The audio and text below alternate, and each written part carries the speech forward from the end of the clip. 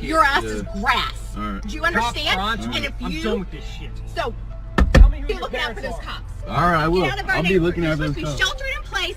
Go ahead, put me on social media. You're a little pup. Seriously?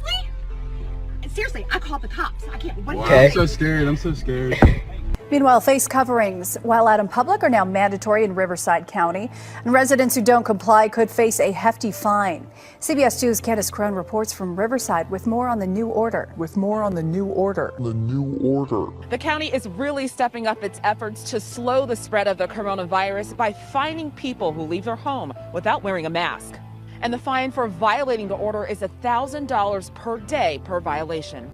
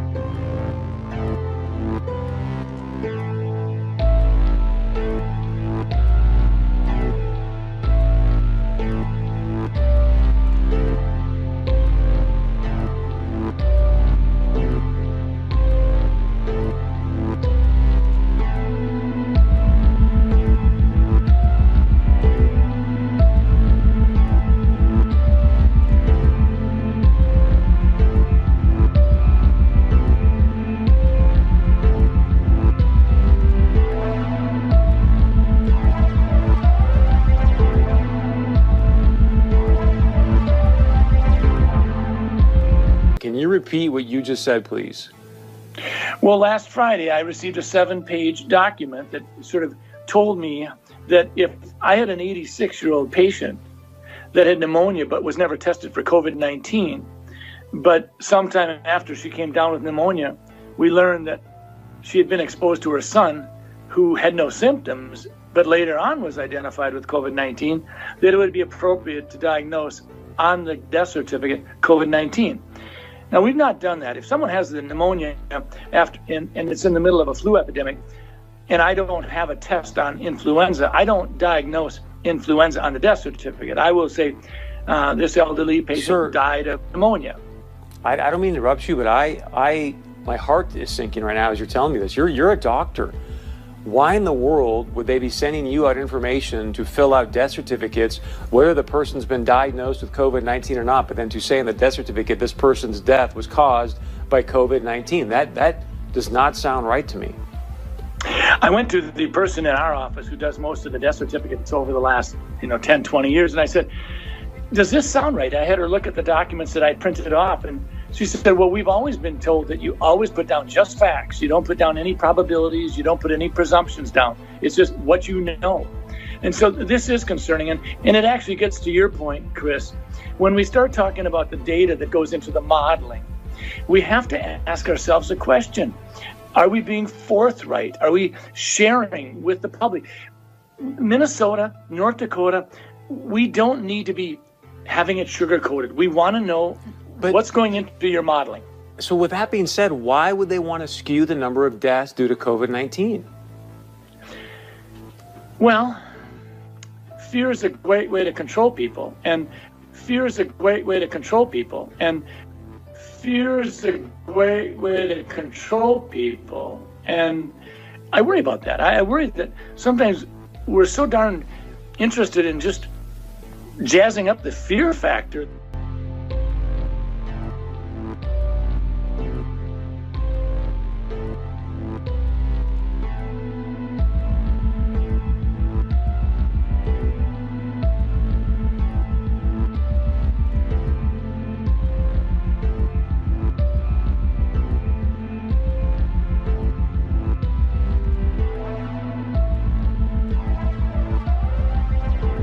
The only answer to the current health and economic disaster is to effectively suspend capitalism.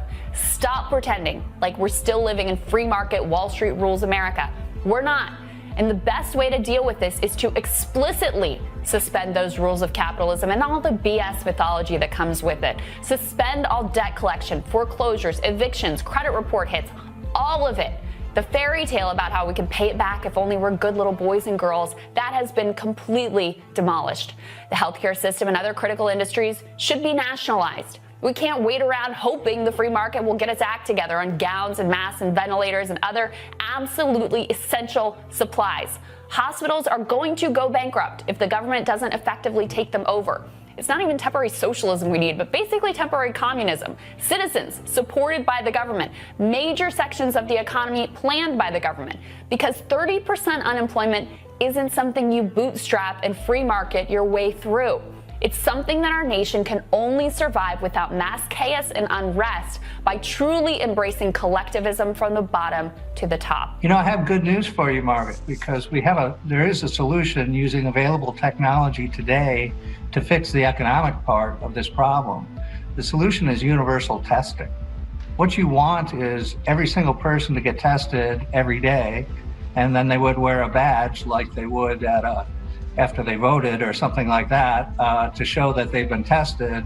This would immediately sort out who's been infected and who hasn't been infected. That would help the healthcare sector, but it would also help the economy because we could interact with each other with a lot of confidence. Eventually, what we'll have to have is certificates of who's a recovered person, who's a vaccinated person, because you don't want people moving around the world where you'll have some countries that won't have it under control. Sadly, you want to completely block off the ability for those people to go there and come back and move around. They have to get the shot. The vaccinations are so important.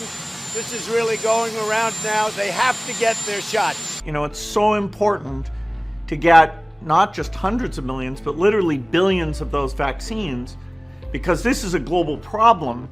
And although the US has got the most cases right now, as time goes on, the developing countries where isolation is more difficult and the health system is very weak, sadly, they're most likely to experience the most pain of all as this goes global. The world today has 6.8 billion people.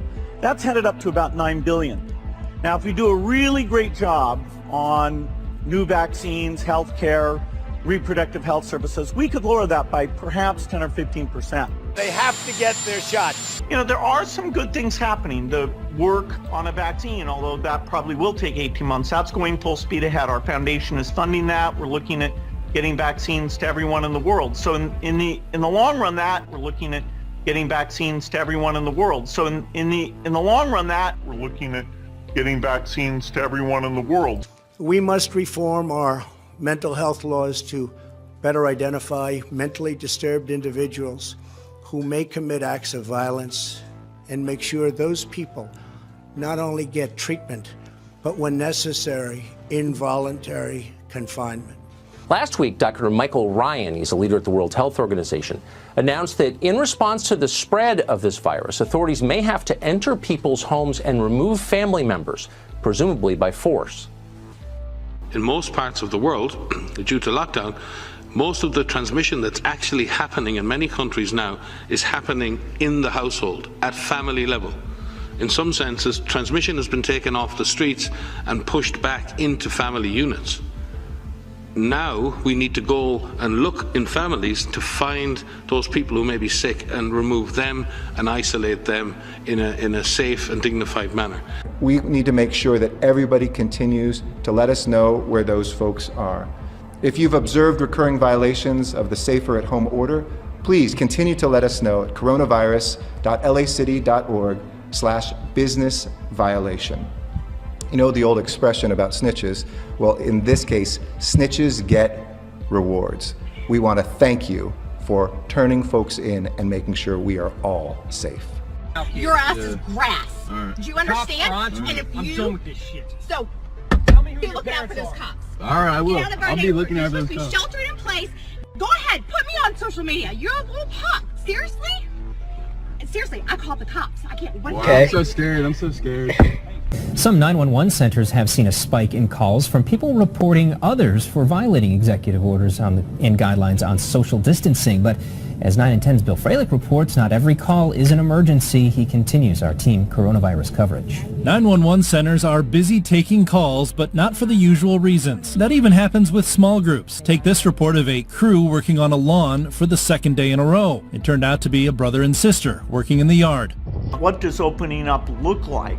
Which activities have, like schools, have such benefit and can be done in a way that the risk of transmission is very low? Yeah. And which activities, like mass gatherings, may be, in a certain sense, more optional. And so until you're widely vaccinated, those may not come back at all. With nice weather and some good surf, many people left their house today to go to the beach. Here's what Sandy Beach Park looked like earlier this afternoon. Now, beach parks across the state remain closed, and while you can conduct ocean activities in the ocean and work out on a beach if you'd like, things like sunbathing can get you in trouble. And as Nikki Schenfeld finds out, some police officers aren't giving out warnings anymore.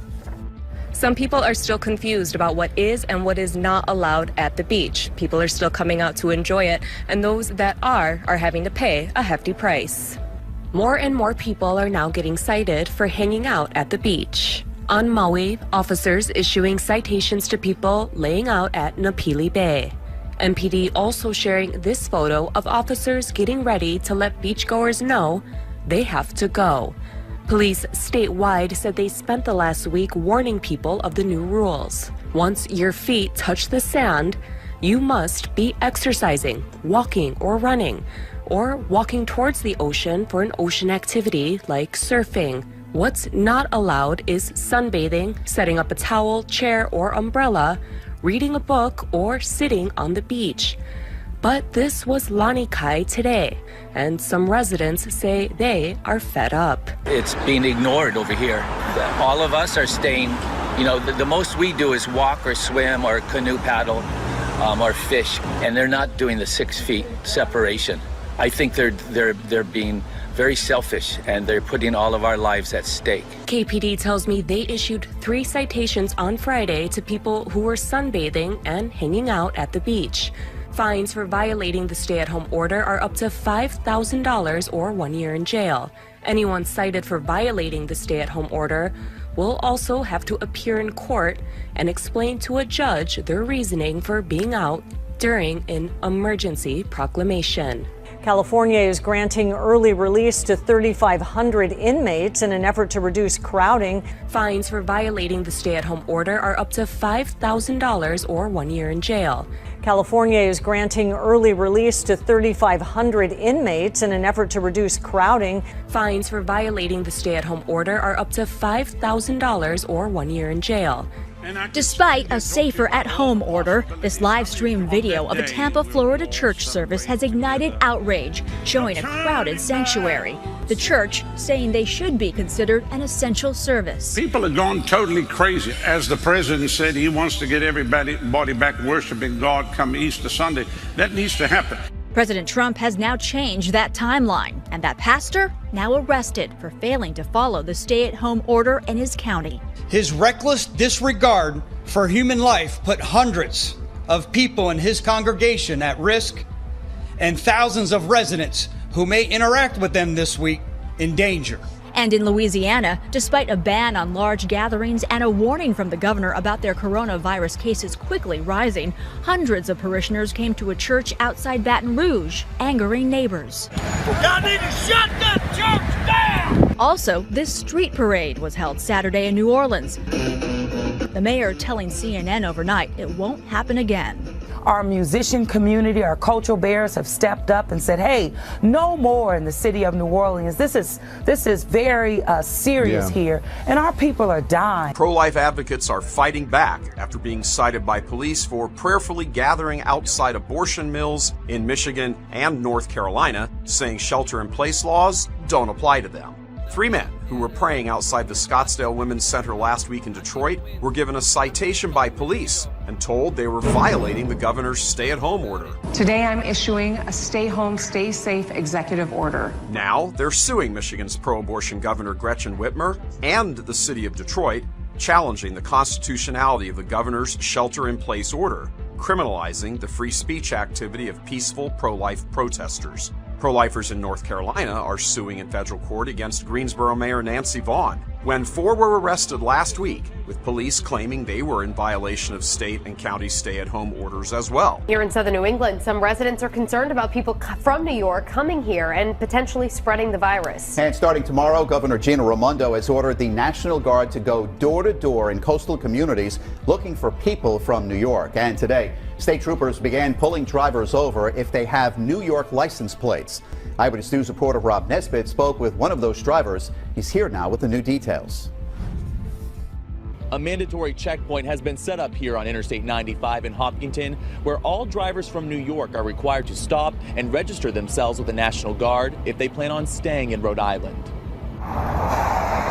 As you drive into Rhode Island from Connecticut on Interstate 95, you'll read this traffic sign telling New Yorkers to stop. I'm like, oh boy, here we go. Tara Copey drove up from Staten Island to pick up a new puppy for her family. She was given a packet by the National Guard, That 14-day rule. saying that New Yorkers are required to quarantine for 14 days if they plan on staying in the Ocean State. Last week, Governor Greg Abbott executive order went into effect, which required folks traveling into Texas by road from Louisiana to self-quarantine. However, today is the first day that troopers are actually stopping drivers and forcing them to fill out paperwork indicating where they are heading to. Drivers I spoke with said it's been a headache dealing with these changes, but they understand. I think it's great that they're trying to protect Texans. Since I am a Texan, I'm coming back home, so I think it's great that they're testing and you'll know for sure. Troopers are allowing those with commercial traffic and semi-trucks to bypass this checkpoint. Failure to comply with this order could result in jail time. California is granting early release to 3,500 inmates in an effort to reduce crowding.